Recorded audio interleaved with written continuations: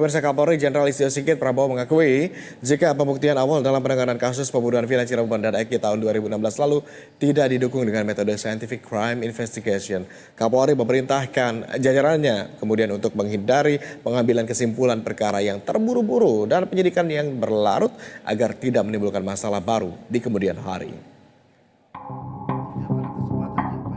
Kapolri Jenderal Listio Sigit Prabowo mengakui jika pembuktian awal dalam penanganan kasus pembunuhan Vina dan Eki di Cirebon tahun 2016 lalu tidak didukung dengan metode scientific crime investigation.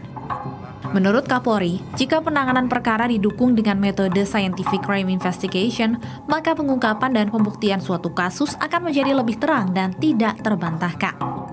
Oleh karenanya, Kapolri memerintahkan seluruh jajarannya untuk menghindari pengambilan kesimpulan perkara yang terburu-buru dan penyidikan yang berlarut agar tidak menimbulkan masalah baru di kemudian hari. Pernyataan Kapolri Jenderal Listio Sigit Prabowo tersebut dibacakan oleh Wakapolri, Komjen Agus Andrianto, dalam pidato sambutan pada acara penutupan pendidikan dan wisuda sarjana ilmu kepolisian Kamis siang. Namun pada pengungkapan kasus pembunuhan Vina dan Eki, pembuktian awal tidak didukung dengan scientific crime investigation, sehingga timbul isu persepsi negatif, terdakwa mengaku diintimidasi, korban salah tangkap, dan penghapusan 2 DPO yang dianggap tidak profesional. Oleh karena itu, lakukan penegakan hukum secara transparan dan dapat dipertanggungjawabkan melalui penyidikan berdasarkan scientific crime investigation untuk mengungkap suatu perkara pidana.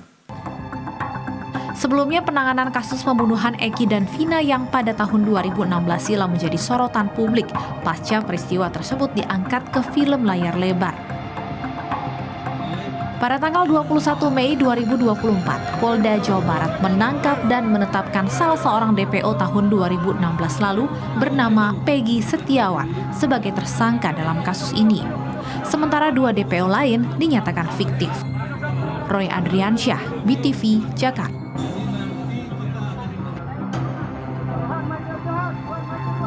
Sejumlah kejanggalan dan dugaan rekayasa penanganan kasus pembunuhan Vina dan Eki kini menarik perhatian Kapolri.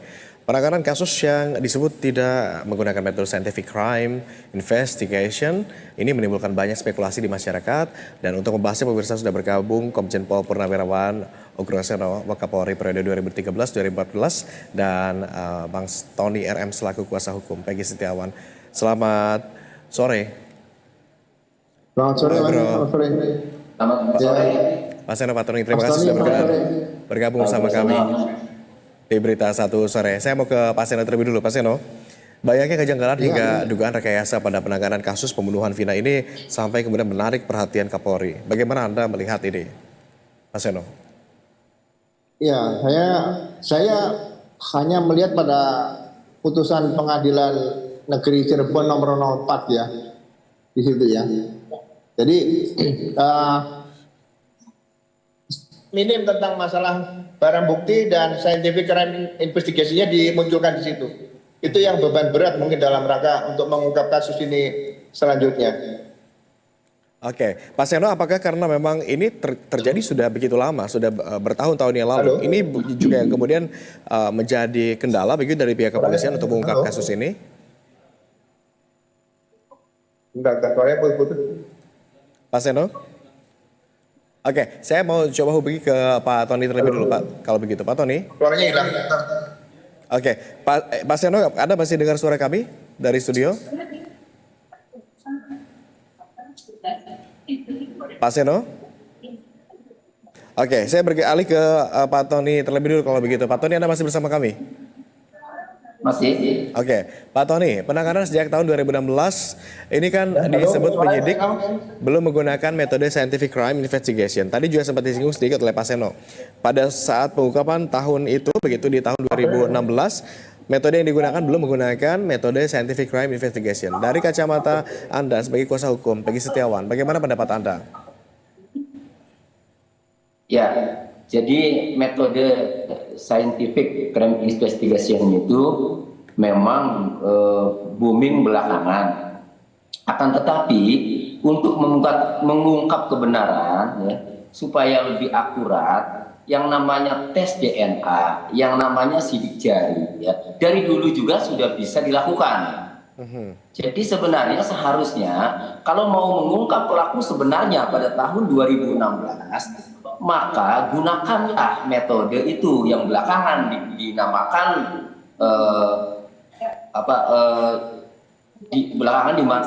dinamakan scientific crime investigation itu. Dulu ya tetap sudah ada itu yang namanya sidik jari, sudah ada yang namanya tes DNA, sudah ada. Kenapa tidak dilakukan? Ini untuk menghukum orang ya. Kalau menghukum orang itu harus benar-benar akurat. Jadi ditemukan satu sperma di tubuh atau di kemaluannya Ina. Lalu diponis yang melakukan persetubuhan itu terbukti itu 7 orang. Coba bayangkan, ini sperma siapa? Nah, itu kan ngeri. Kemudian yang kedua, sidik jari tidak dilakukan. Padahal barang bukti yang disita banyak banget. Ada helm, ada sepeda motor, ada balok kayu. Mana ada dilakukan sidik jari? Jadi kami menilai memang pembuktian itu sangat lemah. Cuma karena kurangnya pengawasan, atau mungkin karena besarnya kekuatan yang mengondisikan, sehingga akhirnya kemudian para terdakwa itu divonis bersalah itu. Jadi Pak Tony, dari kami Peggy Setiawan sendiri ya, kuasa hukumnya, jangan sampai ya hal itu terulang lagi. Makanya kami apresiasi kepada Bapak Kapolri yang sudah mewanti-wanti, yang sudah mengingatkan benar-benar bahwa penyidikan kasus Vina ini, mengingatkan kepada penyidik ya agar mengedepankan metode scientific crime investigation, dan ini juga warning kepada jaksa. Karena kami tahu tidak menggunakan metode itu, jaksa harus berhati-hati dalam menetapkan berkasnya untuk dinyatakan lengkap atau P21.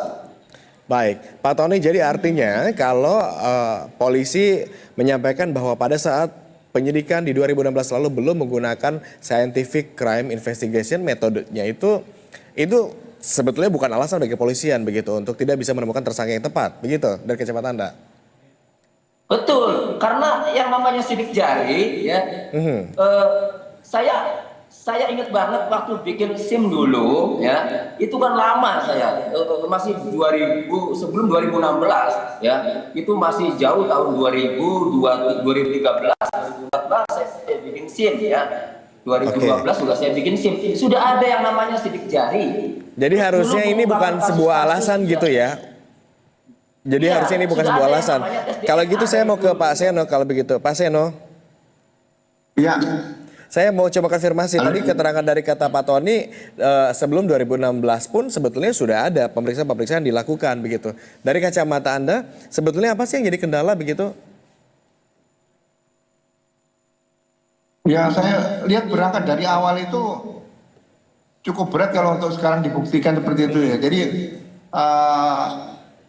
pembuktian sampai ke pengadilan, dari jaksa pengadilan itu bagi saya berkas seperti itu bisa hukuman dituntut hukuman mati kemudian seumur hidup. Itu alat buktinya apa yang saintifik ini belum ada, gitu lah. Hanya bambu, kayu, kemudian botol aqua dan sebagainya. Baju korban aja tidak ada di situ. Saya celana dalam rok tidak ada. Ya kan, jadi benar-benar sebaiknya daripada beredar di luar seperti ini, mungkin Barreskrim Polri saya sarankan ya panggil saja semua pengacara, diadakan diskusi di situ di tempat bagaimana langkah ke depan supaya tidak melebar kemana-mana itu seperti ini. Ini kan jadi bola liar yang kadang-kadang tidak terarah larinya kemana seperti itu. Jadi kasihan yang dikait-kaitkan sebetulnya tidak perlu dikaitkan, jadi membawa nama-nama orang yang ya beberapa pejabat misalnya ini dihindari dulu. Semua fokus sekarang harus dibuktikan bagaimana kasus ini sebenarnya yang terjadi, itu saja harusnya. Karena pertanyaan berikutnya kemudian muncul dari muka publik begitu ya. Kalau ternyata tidak ada scientific method tadi ya, crime investigation, dari mana kalau begitu kemudian di 2016 lalu polisi bisa menentukan tersangkanya si A, si B, si C gitu? Ya mungkin ada kelemahan di bidang saintifik yang satu, tapi di bidang yang lain, misalnya gini, rekaman-rekaman semua HP, BlackBerry yang ada, itu kan bisa dibuka. dari Facebook itu bisa dibuka semua, itu petunjuk semua, nanti dikuatkan keterangan saksi. Jadi jangan ditinggalkan yang seperti itu. Sekarang zaman teknologi justru malah. Tapi yang terbaru menggunakan alat katanya komunikasi. status-status dari Facebook yang sempat diamankan begitu itu justru hilang. Benar demikian nggak ya? Saya ke Pak Tony. Pak Tony. Oh ya Pak Tony ya. Ya. Pak Tony, kami dengar Facebook atau akun Facebook juga sekarang statusnya ada beberapa hilang atau seperti apa? Anda mungkin bisa konfirmasi. Benarkah demikian? Ya, postingan-postingan Facebook Peggy Setiawan itu hilang ya, setelah dinyatakan disita oleh penyidik. Nah, sebelum dinyatakan disita juga ya, memang sudah hilang gitu kan. Nah, akun-akun Facebook itu penting bagi kami karena ya postingan itu kan netral ya, Pak Tony, barang bukti itu Pak netral. Tony. Ya. Pak Tony, kami perlu konfirmasi dulu. Akun Facebook ini disita oleh pihak kepolisian, disita dalam artian password dan username-nya diambil begitu atau seperti apa? Maksudnya disita akun Facebook Ya. itu seperti apa?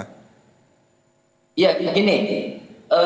Peggy Setiawan itu kan ditangkap 21 Mei. Setelah ditangkap itu, beredarlah postingan Facebook Peggy Setiawan di media sosial. Netizen sudah men-screenshot, sudah memfoto layar. Pada intinya, Peggy Setiawan itu berada di Bandung, tidak di Cirebon. Netizen mengatakan ini bukan pelakunya, kami dari Bandung. Setelah ramai, kemudian akun Facebooknya hilang.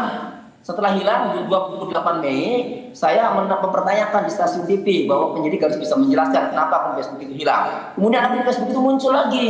Setelah muncul lagi, ya, postingan-postingannya yang hilang. Jadi hanya tinggal foto profil dan foto sampul saja. Nggak bisa dilihat postingannya, nggak bisa lagi. Oke. Nah, belakangan kemudian Polda Jawa Barat melalui Kadif Humas dalam konferensi pers mengatakan bahwa akun Facebook Peggy Setiawan itu disita gitu. Baik, Pak Tony. Jadi, sebelum menyatakan disita, saya sudah pernah tanya kepada Peggy Setiawan, ya, waktu pada saat pemeriksaan psikologi, passwordnya pernah diminta oleh penyidik. Oke. Password Facebooknya Peggy Setiawan. Oke, Pak Tony, saya kembali ke Pak Seno kalau begitu. Pak Seno, kalau kita lihat cermati mantan terpidana Saka Tatal yang kita ketahui hingga para terpidana yang masih menjalani hukuman ini juga mulai berani angkat bicara kebenaran versi mereka. Ada yang mengaku diintimidasi sampai jadi korban salah tangkap. Ada juga yang jadi perhatian publik ketika polisi ini merubah jumlah DPO. Dari kacamata Anda, bagaimana ini? Bagaimana nasib mereka, Pak Seno? Seandainya ini betul Ya sekarang pernyataannya. Ya sekarang mereka bersabar dulu yang terpidana, para pengacara, penasihat hukum yang akan berperan nanti membawa masalah ini ke proses peradilan selanjutnya yaitu PK.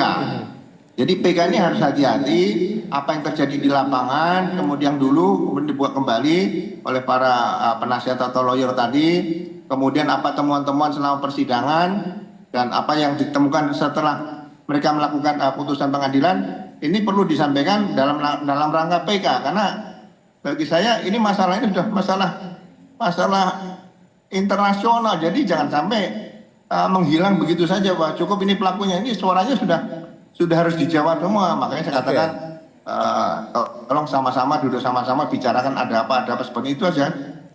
Oke, bisa mengajukan PK. Kalau dari Pak Tony, kami dengar Pak Tony juga pihak kuasa hukum sempat meminta polisi melakukan gelar perkara ulang. Benar demikian? Apa alasannya Pak Tony? Meskipun akhirnya ditolak ya? Ya, makanya yang menolak ini tidak paham aturan. Ya, jadi di dalam Perkapolri nomor 6 tahun 2019 ada yang namanya gelar perkara khusus, itu diatur di dalam pasal 33 ya, ayat 1 huruf A. Gelar perkara khusus dilaksanakan untuk merespon ya permintaan penasihat hukum tersangka, ya, penasihat hukum yang berperkara. Yang kedua, untuk menindaklanjuti ya kasus yang menjadi perhatian rakyat, perhatian masyarakat. Nah, dua ini cocok karena kami sebagai penasihat hukum yang meminta gelar perkara khusus karena kami penasaran, kami tidak percaya dengan alat bukti yang dimiliki oleh penyidik karena Peggy alias Peron itu bukan Peggy Setiawan. Kedua, ini sudah menjadi perhatian masyarakat. Kok jawabannya ditolak dengan alasan sudah cukup bukti? Sudah cukup bukti kan menurut Anda penyidik, menurut Anda Pak Kadif. Jadi ada dua alasan ya kalau kami rangkum, Pak Tony. Ada dua alasan, karena tidak percaya dengan keputusan, dan yang kedua adalah karena ini sudah menjadi perhatian publik. Saya mau ke Pak Seno kalau begitu. Pak Seno. Pak Seno, melihat kondisi penanganan kasus saat ini, termasuk juga faktor A, B, C, dan faktor lainnya begitu ya. Kira-kira perlu atau tidak gelar perkara ini dilakukan kembali?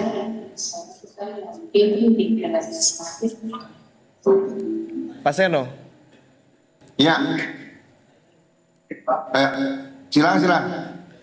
Iya, Suaranya putus-putus ya? Pak Seno, melihat kondisi penanganan kasus Vina Eki saat ini, termasuk mempertimbangkan berbagai faktor lain tadi, ketidakpercayaan, kemudian juga sudah menjadi perhatian publik begitu. Apakah gelar perkara ini kembali dilakukan, bisa atau tidak, penting atau tidak menggelar perkara kembali? Kalau gelar perkara untuk Peggy saya rasa bukan suatu hal yang tabu. Ya kan, dilaksanakan aja, ada apa sebenarnya? Kuncinya komunikasi aja gitu. Jangan ditutup komunikasi. Ada informasi seperti ini, jangan ditutup. Bagi saya nggak ada larangan kalau jadi perlu ya. Mau Jadi perlu dilakukan gelar perkara kembali. Permohonan dari pengacara berkaitan dengan Peggy yang akan maju ke persidangan. Nah, sebelum sidang kalau belum dilimpahkan bisa dijual gelar perkara. Oke. Untuk menegakkan keadilan atau sekedar mengembalikan kepercayaan publik nih gelar perkara kembali ini?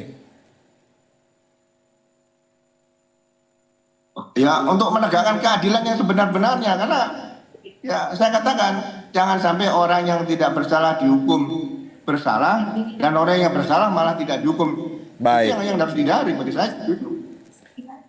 Baik, jangan sampai orang yang tidak bersalah kemudian dihukum, tetapi justru yang bersalah masih berkeliaran di luar sana. Terima kasih Pak Seno, Pak Tani sudah berkenan bergabung sama kami dan diskusi dalam kesempatan sore hari ini di Berita Satu Sore. Kita berharap tentu keadilan ini bisa betul-betul ditegakkan. Kita kawal bersama-sama bagaimana jalannya atau penyelidikan kasus ini. Terima kasih Bapak-Bapak, selamat kembali beraktivitas.